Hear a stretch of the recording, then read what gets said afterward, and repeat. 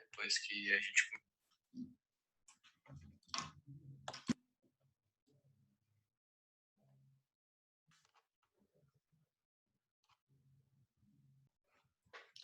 Olá, pessoal, boa noite. Nossos alunos do cursinho para o concurso do Intera Mais. É um prazer estar aqui com vocês, né, para falar de um conteúdo, né, da disciplina específica e explicar um pouquinho para vocês por que eu estou aqui, né? É o Jefté, que é o professor de vocês. Essa semana ele não pôde estar aqui para iniciar, né, a gravação desse primeiro vídeo, por uma questão de saúde, e para que vocês possam, né, já ter acesso, né, a esse suporte, né, remoto que nós estamos dando. Eu entrei, né, em contato com ele e vi que é que eu poderia estar contribuindo, né, dentro do conteúdo, que parte que eu tenho domínio para dar, né, para deixar uma contribuição. E aí ele prontamente colocou, já que tem uma parte sim que é do seu domínio, que é a psicanálise, então vai ser até interessante você estar passando para os alunos. Então, é isso que eu vou fazer, é de um texto, né, da referência bibliográfica de um livro. Vocês já têm ele em PDF, a referência bibliográfica vai aparecer aqui para vocês também. Vocês podem consultar, é o 5º capítulo, e eu vou estar passando para vocês hoje a última parte desse capítulo, que trata, né, do impacto da psicanálise, a contribuição da psicanálise para a educação, né? E, na verdade, o capítulo todo ele conta a história da psicanálise, a história de Viena, a história dos intelectuais, né, contemporâneos a Freud, mas essa parte eu vou deixar para o segundo vídeo semana que vem, e eu preferi começar dessa última parte porque eu acho que ela tem uma contribuição maior, né? Eu preferi começar por esse motivo, acho que a gente vai mais direto ao assunto, tá bom? Então vamos lá, eu vou colocar aqui para vocês o slide. Só um instantinho, por gentileza.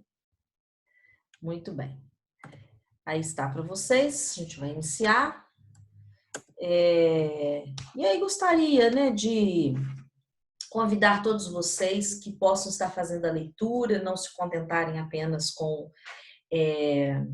a explicação, né, pelo vídeo. Acho que a leitura ela é insubstituível, porque os processos cognitivos, né, de aprendizado são outros, e acho que eles são mais marcantes, né? Quando você está lendo, que você está grifando, que você está anotando do lado, a absorção ela é mais completa, né? A memorização, né? O vídeo ele é um suporte, né? Não fiquem apenas com ele. Vamos iniciar então. Bom, nós temos aqui, como eu falei para vocês, no capítulo 5, o tópico aplicabilidade à educação, página 125. Eu separei, fiz recortes do próprio texto, tá? E vou estar explicando a partir desses recortes, tá bom? Porque quando você lê o texto, eu acho que fica mais fácil, né? Esse suporte, fica mais producente. Então, vamos lá. Não contribui com coisa alguma para a aplicação da psicanálise à educação, mas é compreensível que as investigações da vida sexual das crianças e de seu desenvolvimento psicológico tenham atraído a atenção de educadores e lhes mostrado seu trabalho sob uma nova luz. O que o texto aqui está dizendo? Que a obra freudiana, né, a teoria psicanalítica, ela não foi formulada, né, para uma contribuição de uma teoria à educação, né? Não houve essa intenção, não houve essa condução, não há essa produção. O que tem-se é uma teoria, né, terapêutica, que ela deixa uma contribuição enorme, né, no sentido de que ela vem auxiliar, né, o professor, a equipe educacional, não só o professor, a equipe pedagógica também, para que ela possa ter um olhar diferenciado, um olhar mais qualificado, para que ela possa perceber os fenômenos infantis como numa releitura da relação aluno-professor. Então, aqui embaixo eu pego mais um trecho, deixa eu ler para vocês, só um pouquinho. Efetuar um estudo do desenvolvimento dos seres humanos, de suas forças interiores e de suas interrelações. Dessa maneira, a psicanálise pode clarificar a compreensão dos processos de aprendizagem e ensino. Então, é muito importante, nesse sentido, o que a psicanálise vem a contribuir, que os profissionais que estão diretamente no entorno da educação, eles tenham essa percepção de quais fenômenos são esses que estão chegando até ele, Que comportamentos são esses que os alunos estão tendo, o que é que está sendo direcionado nesse vínculo, nesse discurso, que tem ali que não pertence a mim, professor, que não pertence a mim, pedagogo, que não pertence a mim, professor auxiliar, mas que é desse sujeito em formação, a criança, e conseguindo perceber e colocar cada coisa no seu lugar, você pode orientar de uma forma mais profissional, mais produtiva, até mais ética. Diferente disso, quando eu não tenho esse olhar mais técnico, como eu coloquei, há um envolvimento que embaraça as coisas. Que envolvimento é esse? O vínculo professor-aluno, ele é um vínculo de afeto, E esse afeto, ele pode ser um afeto de amor, ele pode ser um afeto de raiva, ele pode ser um afeto de ódio, de vingança, Quando a gente fala afeto, a gente já imagina amor. Não, os nossos afetos são variados, Todos nós, tanto o professor quanto a criança. Então, quando a gente consegue colocar dentro desse vínculo tão próximo, dessa relação tão próxima, uma certa distância que permita a gente avaliar o outro de forma que se possa observar de fora, deixa eu ver isso daqui, uma certa distância, eu consigo também distanciar o que são os meus afetos e o que são os do outro. E assim eu consigo não embalharar tudo isso e acabar caindo numa dinâmica conflituosa, complicada, que às vezes pode trazer muitos embaraços, tanto para um lado quanto para o outro, e comprometer aquilo que deveria ser o objetivo, que é o processo de aprendizagem do ensino. Eu acho que é isso que aqui o autor quer colocar, a autora, a Iris, quer colocar nesse texto como a contribuição da psicanálise, como que ela se aplica dentro da equipe. Ela se aplica no sentido de qualificar essa equipe, de instrumentalizar essa equipe, dando a ela um olhar mais apurado, mais qualificado dos processos que estão dentro e no entorno do ensino-aprendizagem. Vamos lá. Agora, passar aqui mais um pouquinho adiante.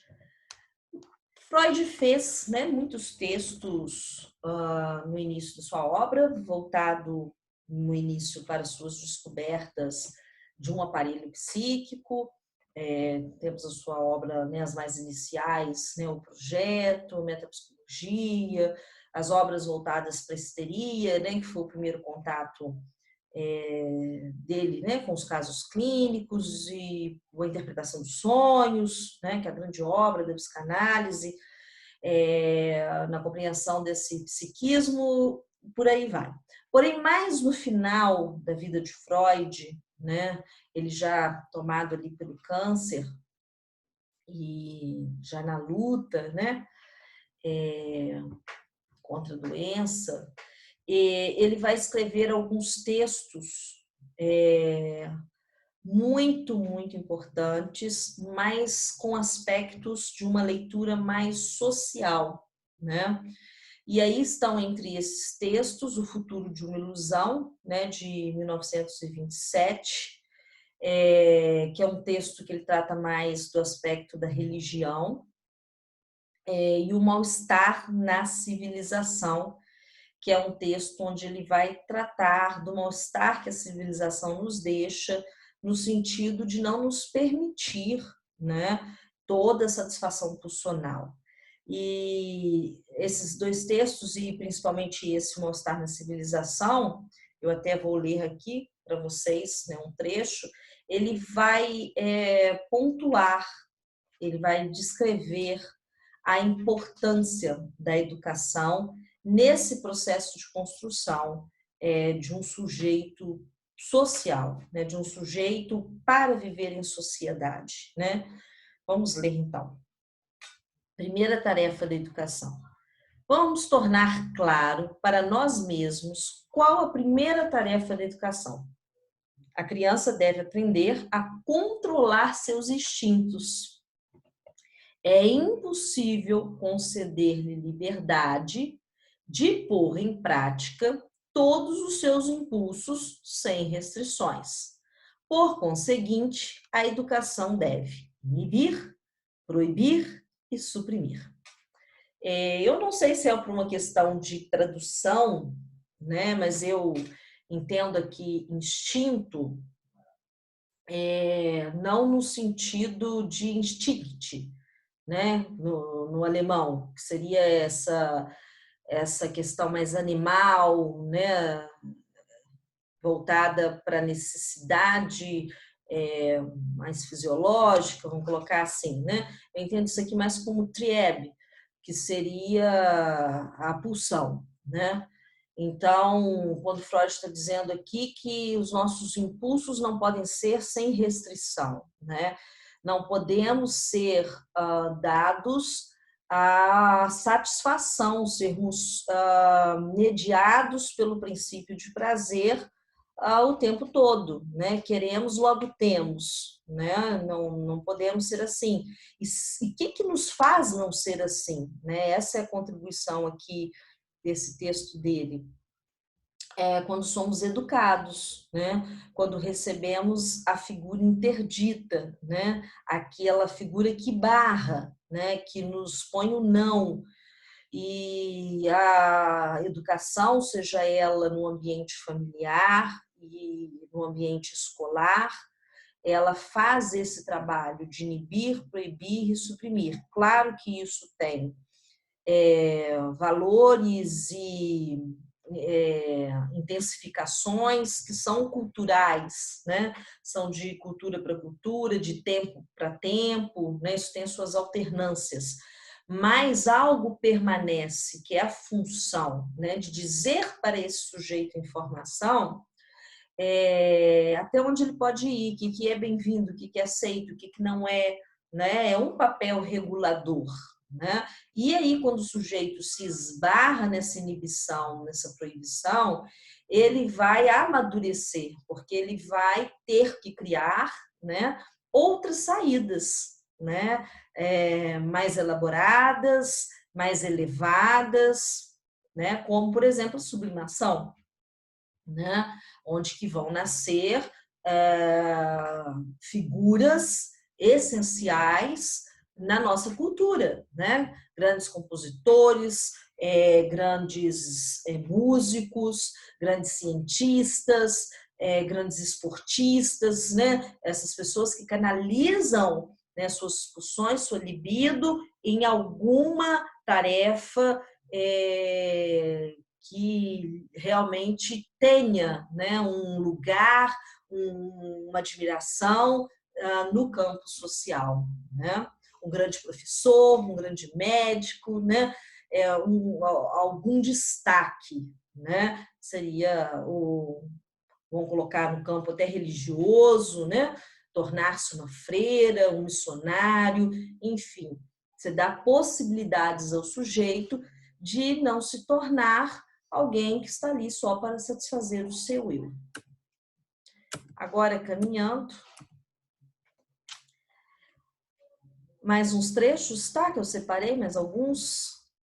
A educação, segundo uma linha psicanalítica, deve-se dar finalidades outras e mais elevadas, isentas das exigências reinantes na sociedade. Então, o que é que o texto aqui está apontando para a educação, né, num sentido tão contemporâneo, né, um texto lá do século passado e tão atual, né? Uma das questões que me atraem tanto em Freud é isso, é a atualidade dos textos dele. Que a instituição não se torne, né, um sintoma social, né? Nós sabemos que a instituição ela tem esse aspecto de depositário, né? Aquilo que é o pior de nós, depositamos na instituição.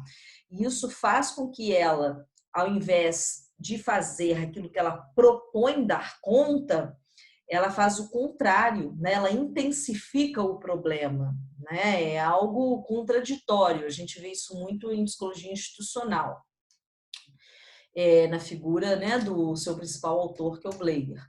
E aí, acho que a escola, em vez dela fomentar o crescimento do sujeito, ela fomentar o seu desenvolvimento, né, na sua subjetividade, ela acaba trazendo esse sujeito para que ele se construa para as necessidades de uma sociedade.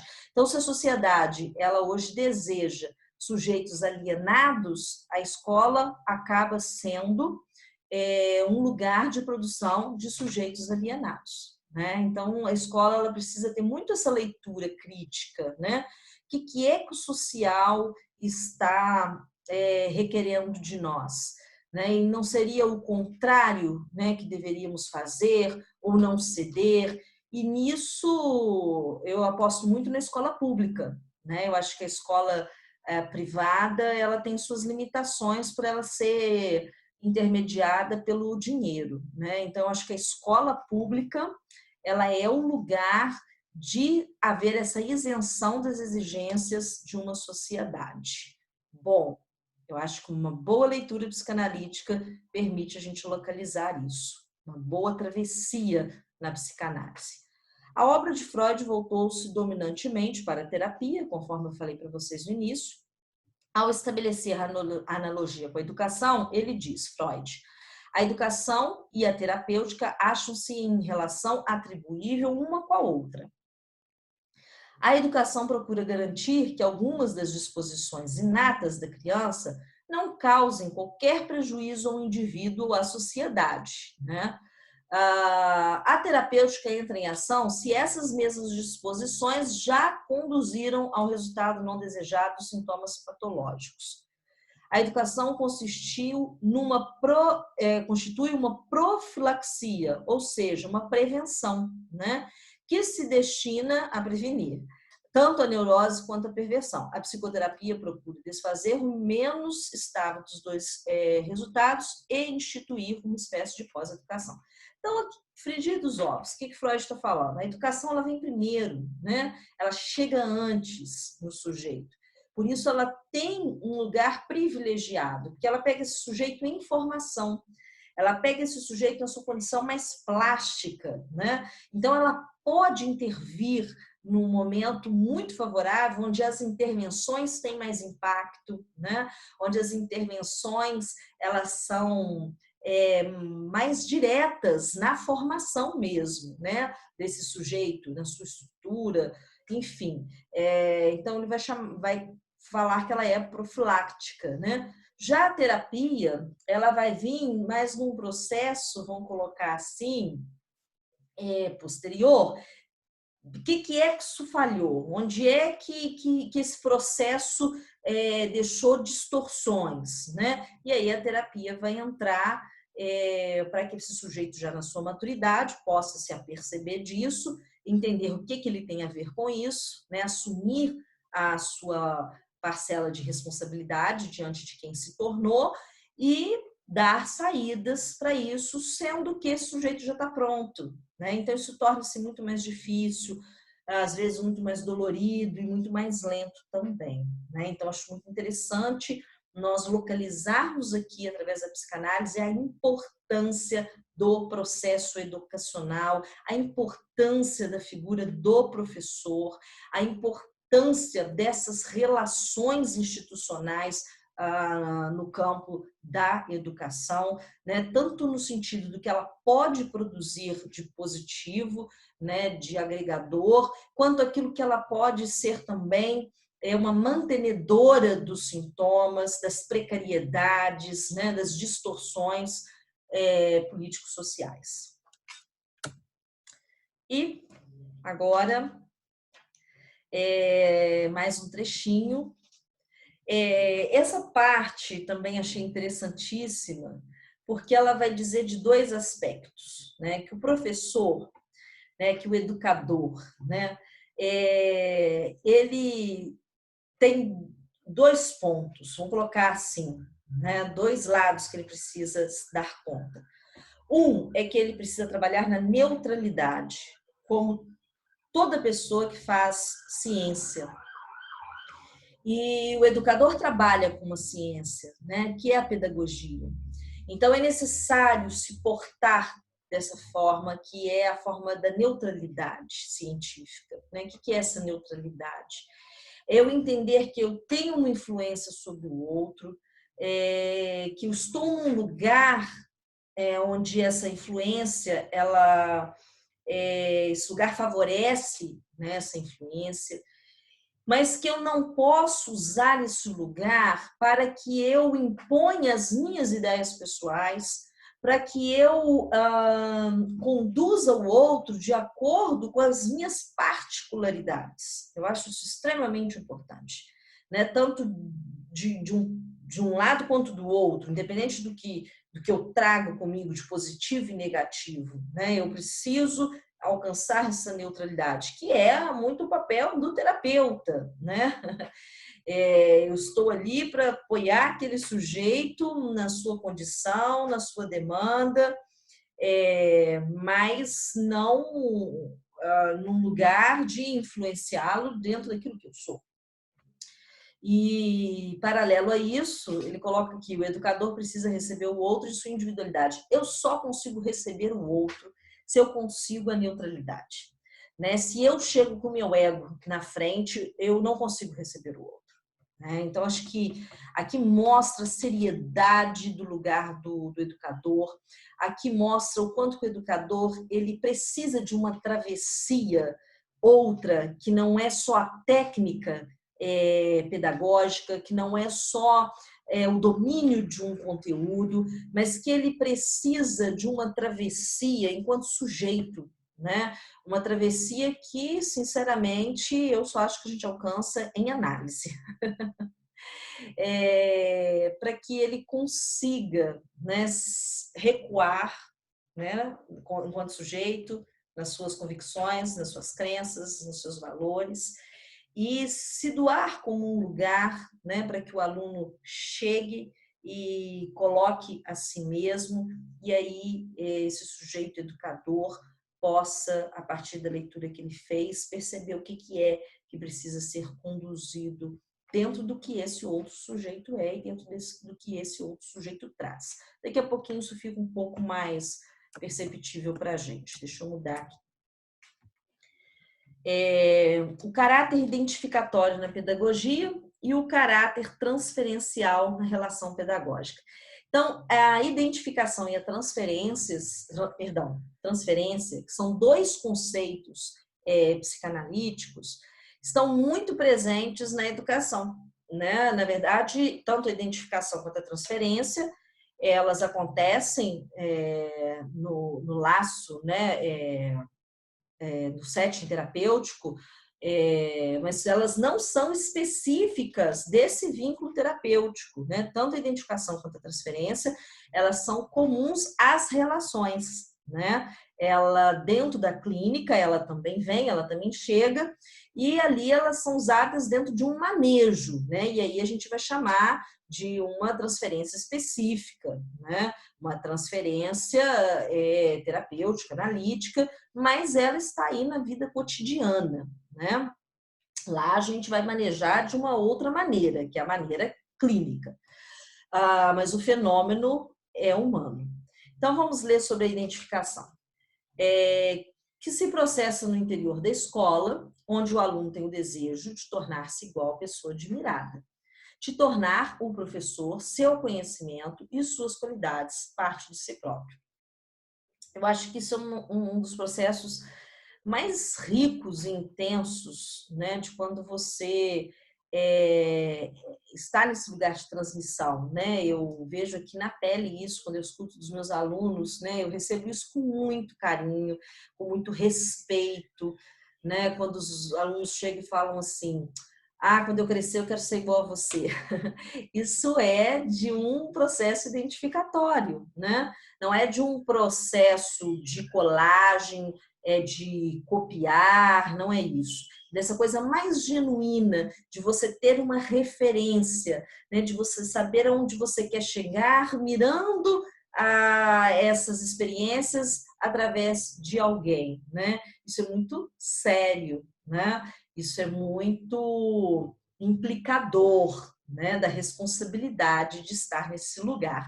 E na escola isso acontece em todos os momentos, acho que desde o prezinho até um curso como um mestrado, um doutorado, um pós-doutorado, né, da gente mirar em alguém e projetar ali alguma coisa de onde você quer chegar. Isso é muito saudável e necessário. Então, que a gente tenha, né, exemplos que nos causem isso, figuras, né, que nos causem isso. E o caráter transferencial, o professor na transferência é um depositário de amor e ódio, que eu já tinha comentado com vocês, do aluno, e deve saber manejá-los de forma a não corresponder de maneira indesejável. O que é isso? O aluno traz, né? Eu sempre falo que na escola chega ao sintoma da família, né? Aquilo que não o que está disfuncional lá na família vai chegar na escola, tá? O menino vai apresentar ali. Às vezes não vai fazê-lo em casa e vai fazer na escola. E aí o professor, se ele não tiver essa leitura, se ele não tiver essa bagagem, ele vai se colocar nesse lugar de combate, né? Ele vai se colocar nesse lugar de quem está sendo desafiado. Às vezes ele está, mas ele não é ele, é a figura dele, é o papel dele, né? Esse é o distanciamento que a gente precisa ter, né? Eu preciso entender que eu ocupo um lugar, que eu ocupo uma função, né? E essa função e esse lugar, eles são depositários daquilo que o outro traz, né? Transferência é isso, é o outro trazer e repetir comigo, né, aquilo que ele faz lá em outros espaços, ou seja, isso não é meu, né? Isso é do sujeito, né? Meu é a função, é o lugar que propicia essa repetição. Então, esse sujeito vai trazer para mim, se ele aprendeu a ser opositor, né? E isso lá na família dele é algo que não foi percebido ou tratado, ou ao contrário, lá é um valor, ele vai ser opositor com o professor, né? Agora, em vez do professor cair nessa teia, nessa dinâmica e corresponder a esse comportamento opositor de uma forma talvez hostil, desequilibrada, desapercebida, né? A coisa se complica e o professor perde o lugar, né? Então, ele ter a capacidade, como eu tinha colocado anteriormente, de se afastar, fazer uma leitura disso e criar uma estratégia, né, de relacionamento, uma estratégia de recebimento dessa oposição, para que a coisa seja conduzida de uma maneira não tão pessoal. Eu acho que esse é o ponto, que esse processo não seja pessoal, que seja profissional. Para isso, o professor não deve tornar-se um terapeuta, não é isso que nós estamos exigindo, né? Mas deve ter um suporte de sua própria análise, né? Eu acho isso importantíssimo, porque se eu não tenho um equilíbrio, um eixo norteador das minhas emoções, como que eu vou auxiliar o outro nisso? Né? Eu acho meio utópico, né? Aí é que eu coloco para vocês consultarem o último parágrafo da página 128 e 129, que ele faz uma colocação interessante e precisa sobre isso que eu estou colocando aqui, vocês deem uma lida. Não só a figura do professor, mas a equipe especializada, né? E aí eu reforço aqui o lugar e o papel do psicólogo escolar e institucional. Não sei se vocês conhecem essa função, né? O psicólogo institucional é diferente do psicólogo escolar, né? O psicólogo escolar é aquele que vai estar voltado para esse processo de ensino-aprendizagem, no sentido de estar podendo fazer uma análise desse processo, tanto do ponto de vista dos educadores quanto dos alunos, e propiciando uma melhor qualidade, né, desse processo através de suas intervenções. Lembrando que o psicólogo escolar, ele não faz psicologia clínica, né, não é essa a função dele, né? A gente vê que há muito uma sedução, uma petição, né, da escola para que o psicólogo escolar atue como psicólogo clínico. Não é essa a função. Se ele fizer, ele está desviando e o trabalho para qual ele foi chamado e designado vai ficar faltoso. E que é um trabalho que, nesse lugar, para mim, ele é extremamente mais importante do que o clínico, né? O clínico, ele é um trabalho da individualidade daquele sujeito, sendo que o que precisa na escola ser alcançado é o todo, né? É o processo de ensino-aprendizagem. E o psicólogo institucional, ele não vai ficar voltado para esse processo de ensino-aprendizagem, mas ele vai ficar voltado para toda a dinâmica das relações institucionais, que é aquela que eu contei do sintoma, daquilo que é funcional, daquilo que é disfuncional. Eu, particularmente, sou apaixonada pela psicologia institucional, já trabalhei com ela e aposto muito no quanto ela é necessária, no quanto ela pode produzir. Não vou entrar aqui mais em detalhes, né, desses campos, porque não é o nosso foco. E aí, o professor pode, assim, abrir o caminho para a aprendizagem, se responder satisfatoriamente à expectativa da criança. E pode bloquear-lhe o caminho, despertando na criança medo e ódio dele. E, desse modo, do conhecimento a ser adquirido. Né? Isso fica muito atrelado, né? Se a criança tem uma boa relação com o professor, ela se apaixona pelo conteúdo, né? Mesmo às vezes que não gosta tanto do conteúdo, mas fica um pouco mais leve, porque a figura do professor é interessante a ela, e o contrário também. Quando eu acho que aqui a gente tem que ter muito cuidado, porque o professor, ele não é depositário só de amor, né? Ele não é depositário só de amor. Ele desperta sentimentos hostis, até porque a gente não deve, acho que no lugar de educador, ocupar esse lugar de bonzinho. Senão acho que a coisa se perde, né? Mas eu acho que quando diz responder satisfatoriamente a expectativa da criança, até quando a gente barra, quando a gente diz o não, né? Quando a gente faz uma contenção, a gente também está satisfazendo a necessidade da criança, porque ela tem essa necessidade de ser regulada, ela tem essa necessidade, né, de ter essa intervenção, né? A questão aqui é o modo como isso é feito, né? Isso tem uma maneira certa, isso tem uma maneira acho que amorosa, acho que, e, claro, respeitando, né, as características pessoais, né, de cada educador, mas tem maneiras e ferramentas, né, de se fazer isso, acho que da maneira mais sensata e mais adequada, de forma que você possa tanto regular, né, inibir, como foi colocado, fazer a barra, né, mas ser acolhedor, né? Isso não precisa vir ligado à rejeição, ligado à discriminação, ligado ao abandono, né, ao preconceito. Não, são coisas totalmente que podem ser desligadas, né? A barra, ela deve vir com acolhimento, a interdição deve vir com suporte, né? E aí ela é producente. Espero ter conseguido deixar esse ponto bem claro.